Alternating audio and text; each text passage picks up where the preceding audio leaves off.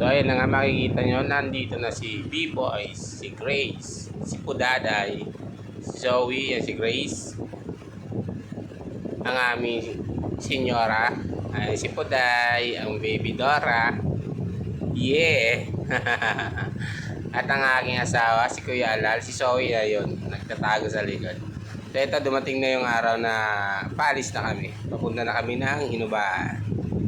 So yun, eto yung taxi namin sinakyan. Napakabait naman ni Manu. Tinutulungan pa kami talaga. Ganyan sana lahat ng taxi driver, ano.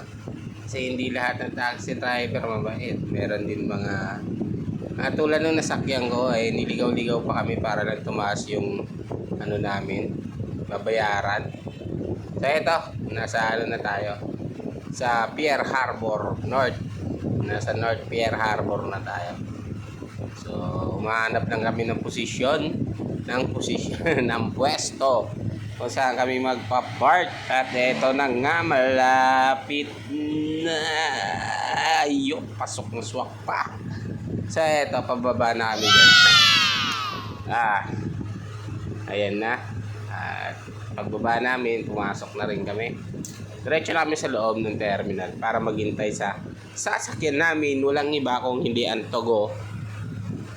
Ang Togot, hindi yan Chokes Togo. So yun, see you again Manila. Kunting sulyap, then let's go ahead. So ayan, medyo maano lang tayo maglakad, parang banjing lang. So, kita nyo naman, di ba?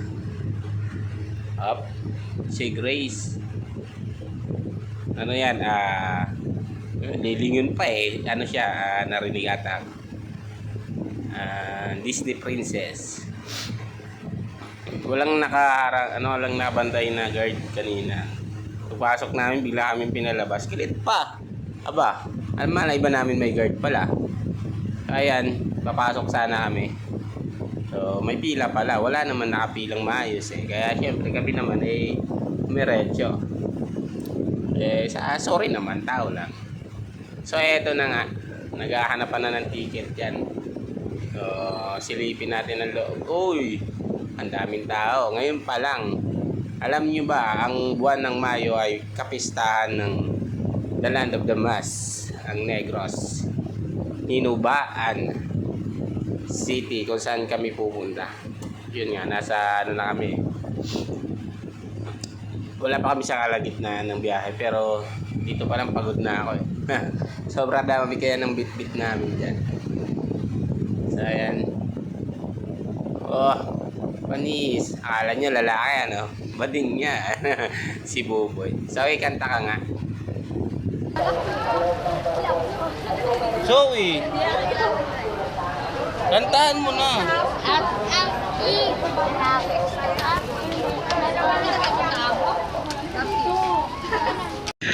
Baka singer yun. Anak ko yun. Ayan. Hindi ko kilala yan eh. Ewan ko sino yan. At isa pa, ayan, si Disney Princess. Ayun, napila namin. Ano ba pinag-uusapan yan? Pera ba yan? Magkakapera ba tayo dyan? Aba, malay ko sa'yo. Ano ba tinatanong mo? Pera ba yan, pera? Wala tumawa. Tanong kita kung pera eh. Ayan, patawa lang. Oh, Disney Princess. Ayan. Si Boy. Tagal naman pumasok, napapagod na ako magsalita dito. So ayan, na-miss ko lang vlog. Ay, ito yung mahiwagang X-ray machine. 4 yung payong namin dala para may isa kami may pamigay. Paglabas 3 na lang. Sabi ko, asan na? Asan na yung payong dyan? So ayun nga, naghahanapan kami dyan ng time na yan. So, dahil nagmamadali kami at marami kaming bit-bit. Bahala na. Okay na ka ako, labit. Ayan. Nagpipili kami kung nag-iisip kami kung asan pa talaga yung payong. Pero sabi ko nga, hayaan na lang natin. Payong lang naman na yan. Bahala na sila dyan. Pamasko ko na lang. Ayan, bit-bit namin na baon. At eto na, dumating na ang Chokes Tugo. At dumating na ang tugo. Bali, ang pangalan ng barko na yan ay San Miguel Arcangel. Ayan, andyan na yung barko pero hindi pa kami makalabas kasi may mga bababa pang pasahero. At eto nga, nag-hi pa si ate na hindi ko kilala. Sino ka ba? Ayan, nahiya pa yung isa. At ito, sobrang dami namin dyan. Salamat naman at palabas na kami. Alright, let's go. Let's go. Dalian nyo naman. Napakatagal naman eh. Alam nyo bang napakadami namin dyan at napakainit ng lugar na yan. Isa pa sa problema dyan, hindi ka man lang makapag-charge ng cellphone na walang bayad. Kailangan mo talaga magbayad. Grabe naman. Sa mahal ng ticket, hindi man lang makalibre ng pag-charge. So paakyat na nga kami ng barko. At yan si Soy Boy. May dalang payag. Ano bang ticket? Ang ano ko lang dito yung ticket, ilang beses ba titignan? Ang dami eh. Ayan, buhat-buhat ko yung ibang karga dyan. Bali, sino nga bala nagbibideo niyan? Alam ko may bit-bit ako niyan eh. Ako ba? So ako nga. Ayan konting dahan-dahan dahil medyo madulas at mataas yung hagdan na aming tatahakin. So, this is princess, nakaharang ka. Pumasok na, masayang masaya ako. Sasabihin ako dyan eh, wait lang. Kaya na ba lang ang pwesto ang Dikit lang po mami. 20 kay Ida. Po, 20. Pagsaunahan ko ma'am. Saan? Saan si Sai? So kita nyo naman kung gaano kainit ang lugar na yan. Ito nga pala yung nakakuha namin may mga higaan naman siya. Pero isa pa sa problema dito ay grabe. Meron niyang air cooler pero isa lang na malaki at nasa bandang dulo pa. So napaka-benas kung doon ka na pwesto. Pero dito kami sa pinakagitna. Diyos ko, Mario Joseph, napakainit. At eto, lumabas nga ako dahil sa init. Hindi kinaya. Ano ba yan? Bakit ka ganyan, tugo? Kahit electric pan, wala doon. Eto, maglalakad-lakad na lang ako papunta sa taas para makasipat na magandang view. Ayun goodbye Manila. At eto, hinanap ko rin ang pinaka-paborito kong lugar para makapag-relax, makapag-isip. Kung nakita nyo kanina, smoking area yun. Wala eh, kailangan talaga eh. Sayang. Ang ganda ng ulap, Oops, to go. Bali yan, mag-iikot-ikot muna tayo sa taas. Ayan. Cushion. Ano kayang cushion dyan? Ayan Asa siguro third floor ako. Kasi tatlong tatlong palapag na matataas na pwede kang mag-viewing. Eto, wala tayo masyadong makita. Etong time na to medyo tanghali na to.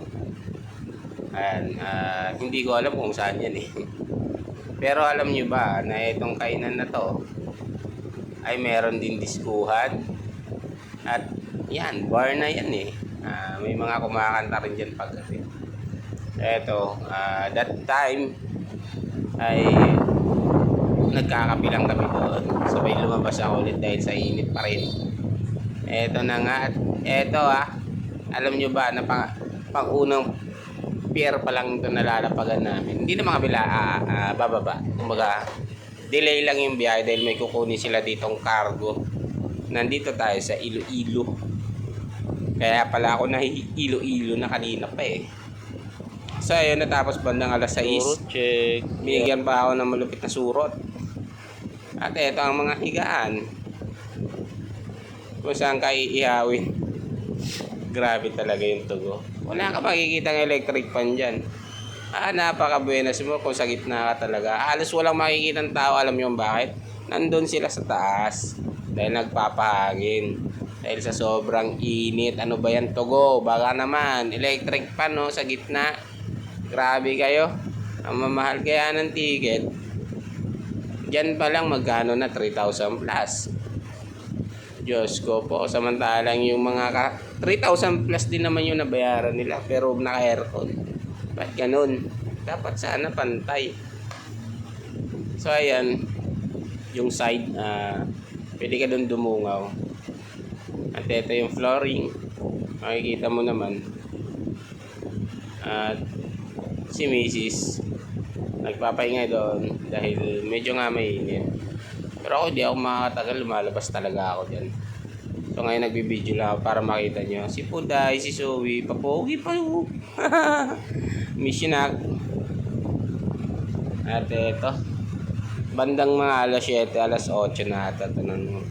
Ay hindi. Bandang alas 8 hanggang alas 10. Eto, inaabot kami din dito ng halos magdadalawang araw sa barko Take note, magdadalawang araw kami sa barko. Ganun katagal. So ito, tanaw na namin ang iba't ibang liwanag. Liwanag sa dilim. Ayan na. At medyo nagkakasayahan na yata yung iba. Ayan ang Hinubaan Port. So ayan, paglapag namin dyan mamaya, makikita nyo na hindi lang ako na-haggard. Sobrang haggard na haggard. Ayan si Boy Boy andyan na siya, andun pa ako.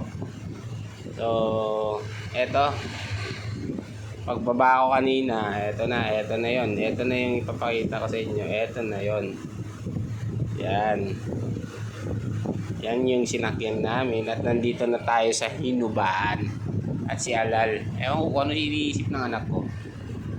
Ay, ito tignan natin naman ang mukha ko na haggard. Ikaw ba naman, 2 araw sa barko?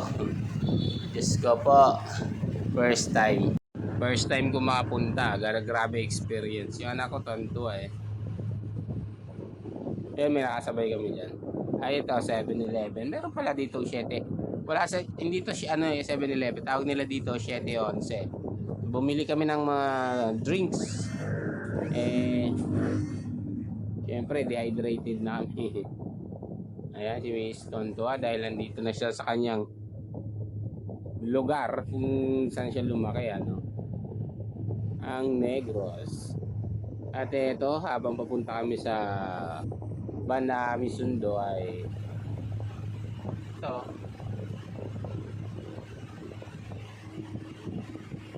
Ayan na. Eto na. Hindi pala papunta. As in, nakasakay na pala kami. Ano ba kasing video to? Ito makikita nyo naman sa Hinubaan. Papakita ko na lang sa iyo muna. Grabe, sulit yung ganda dito. Gabi pa nga yan Lalo kung umaga kayo dumating, ang ganda. Ang dami yung makikita talaga. Mga bundok, establishment. Saka alam nyo ba ang linaw ng dito? Ang liwanag ng dito, daan. Dahil sobrang may mga ilaw talaga ng maliliwanag. Ayan, at makikita nyo yung kalsada, may mga din yan. Parang sa Manila, yung ilaw sa sahig. Kita nyo kung gaano kaliwanag. Solid pati dito mag-motor ride. Sayang, hindi ko nadala yung motor ko Masyadong mahal ang ticket Ayan, let's go, Hinubaan. Bali, papunta nga kami pala dito sa pinakabahay ni Mrs. Bahay ng magulang niya. Doon sa Totong. Barangay tawag doon, Totong Sitio. Sa sitio. So yan, ini-enjoy muna namin yung ganda ng daan. Grabe liwanag, kita nyo naman.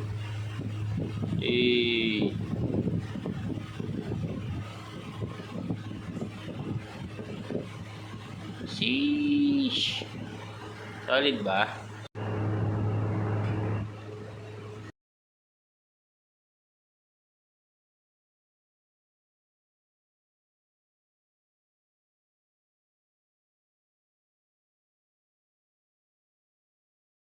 May pakorbada ng ilaw.